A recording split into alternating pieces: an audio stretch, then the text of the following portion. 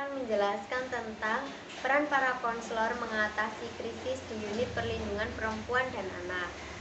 Krisis artinya adalah sesuatu yang penting dan berbahaya. Tapi dari sini kita dapat menyimpulkan bahwasanya krisis adalah sesuatu yang dialami oleh seseorang di mana dia mengalami penaikan maupun penurunan secara signifikan, tapi dalam hal sosial dan keuangan. Krisis itu dibagi menjadi 3 bentuknya. Yang pertama ada krisis yang tidak terduga. Krisis yang tidak terduga adalah krisis yang tidak pernah diduga atau tidak pernah direncanakan. Nah, contohnya adalah seperti seseorang yang mengalami pemerkosaan, pelecehan seksual, dan kekerasan, atau kematian seseorang yang dicintai. Nah, yang kedua adalah krisis perkembangan. Setiap manusia itu pasti mengalami perkembangan dari masa kanak-kanak sampai dewasa. Nah, dari sini setiap manusia pasti juga memegang norma, di mana setiap dia mengalami perkembangan pasti ada norma masyarakat yang harus dia bawa. Contohnya seperti dari siswa menuju mahasiswa, dari lajang menuju menikah. Yang ketiga adalah krisis eksistensial. Krisis eksistensial adalah krisis yang dialami oleh seseorang. Nah, tapi dia juga secara tiba-tiba dan dia juga harus dapat menyesuaikan diri untuk hidup di masyarakat secara normal. Nah, selanjutnya adalah sumber krisis. Sumber krisis itu dibagi menjadi 2, ada biologis dan juga lingkungan. Nah, dari sumber krisis yang biologis terlebih dahulu ya. Jadi setiap manusia itu pasti akan mengalami perubahan secara fisik, seperti keadaan biologis. Nah, jika perempuan itu pasti akan mengalami menstruasi, hamil, melahirkan, kemudian menopause. Laki-laki pun juga sama, pasti dia akan mengalami yang namanya mimpi basah.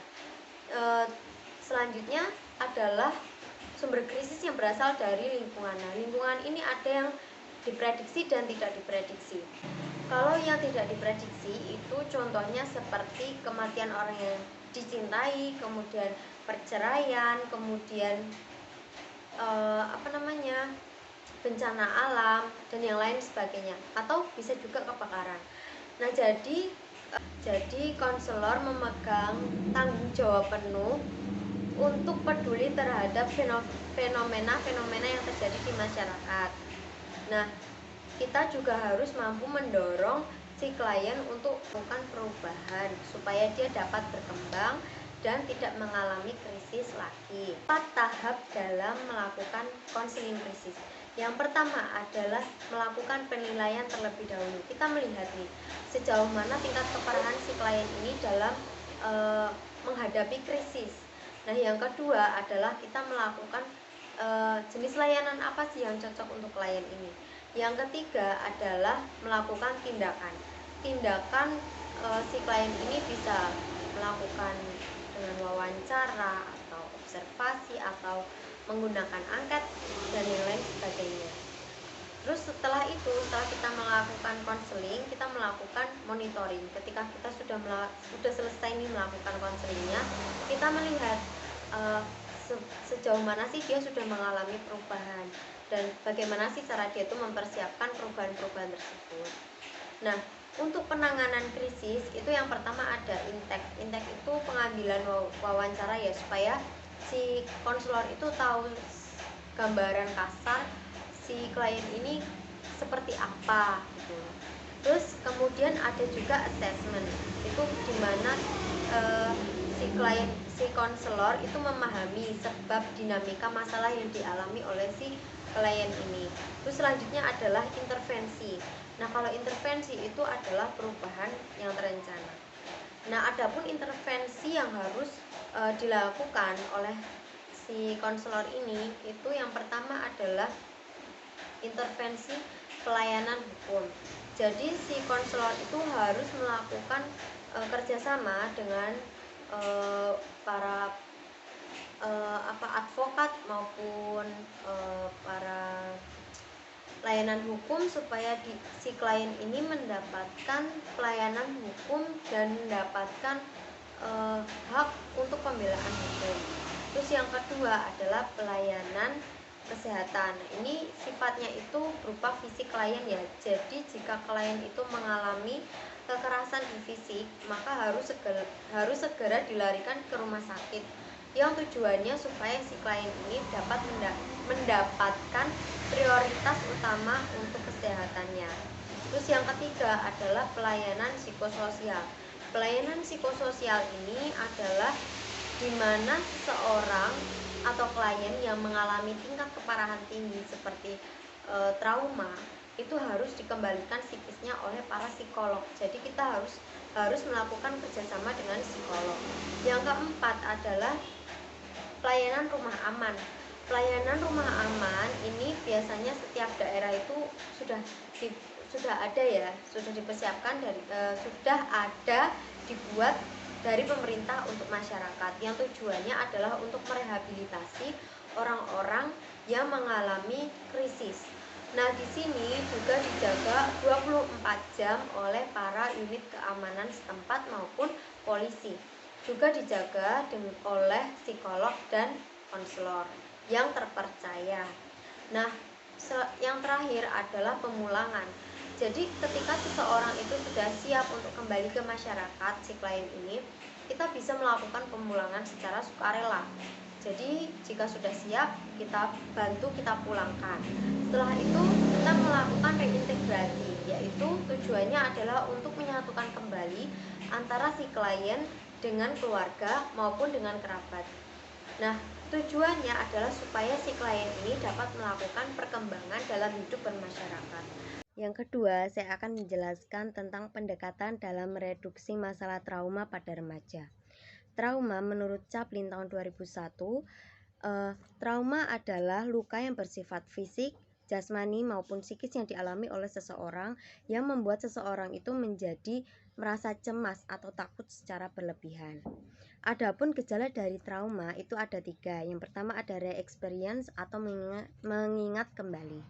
Nah, biasanya itu ada tipe orang-orang yang suka mengingat-ingat kembali kejadian-kejadian masa lalu. Dia menggali ingatan-ingatan yang lalu, tapi secara tidak sengaja ataupun disengaja dia mengingat hal itu, sehingga dia menjadi trauma kembali dan mendapatkan rasa cemas kembali. Nah, yang kedua adalah arousal. Arousal itu seperti orang yang susah tidur karena dia tuh mimpi tentang hal-hal yang membuat dia trauma, kejadian-kejadian yang membuat dia trauma sehingga dia susah tidur. Lalu takut kayak lebih pendiam, lalu dia takut nggak mau ketemu sama orang lain. Terus ada juga yang suka marah-marah, itu juga termasuk gejala dari trauma. Terus yang ketiga adalah avoidance. Nah, avoidance itu adalah seseorang yang menghindari pikiran, seseorang, tempat maupun kejadian yang membuat dia itu merasa trauma. Nah, saya akan menjelaskan tentang konsep dasar konseling krisis.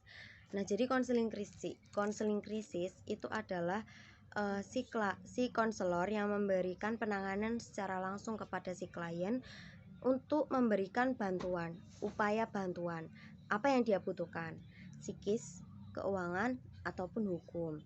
Nah, tujuan dari konseling krisis itu sendiri adalah supaya si klien itu mendapatkan bantuan secara maksimal. Apa sih yang dia perlukan sebenarnya? Kayak psikis berarti psikolog yang bisa mengembalikan psikisnya. Kita juga hanya membantu memberi semangat dan juga memberi dorongan-dorongan positif kepada si klien.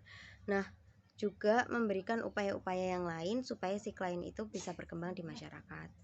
Nah, adapun tekniknya yaitu kita melakukan pendekatan dulu kepada si klien. Setelah kita melakukan pendekatan, baru kita melakukan wawancara tentang apa sih yang membuat dia itu merasa trauma, apa sih yang membuat dia takut, apa sih yang membuat dia merasa tidak nyaman dengan kejadian-kejadian itu.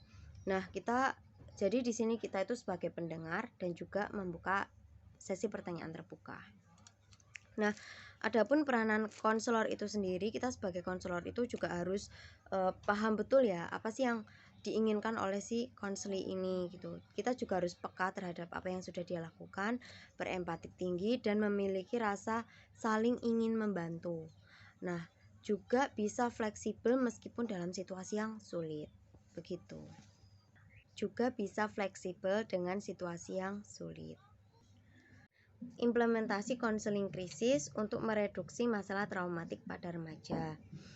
Nah, jadi akhir-akhir ini tuh kan kasusnya banyak sekali ya yang mengalami bullying, kemudian pelecehan seksual, kemudian pemerkosaan yang dialami oleh anak-anak maupun remaja. Nah, hal ini tuh sangat mengganggu perkembangan remaja dan anak-anak.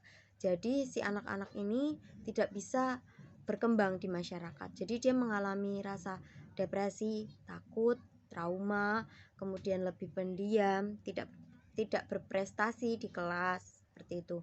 Nah, itu sangat mengganggu psikis anak untuk berkembang. Nah, untuk itu kita sebagai konselor itu harus peka terhadap fenomena-fenomena yang terjadi di masyarakat.